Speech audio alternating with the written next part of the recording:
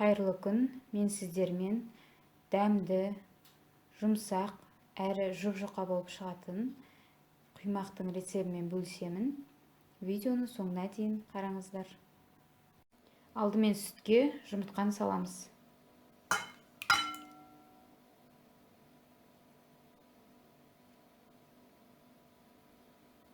Қант саламыз. Тұз саламыз. Май құямыз. Ұн саламыз. Ыстық суға ас содасын саламыз.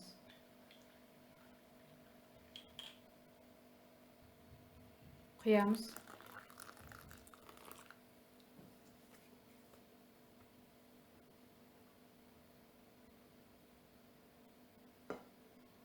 Табаны қатты қыздырып аламыз.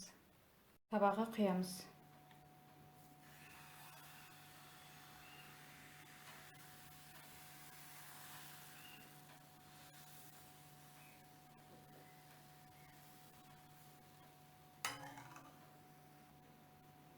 Екінші жағын ауыстырамыз. Екі жағын қызартып пісіреміз. Міне құймақтар дайын. Жұп-жұмсақ болып шықты.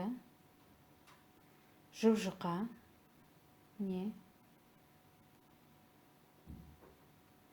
Егер сіздерге осы видео ұнаса, лайк басып, менің каналыма жазылуды ұмытпаңыздар. Рахмет, сау болыңыздар.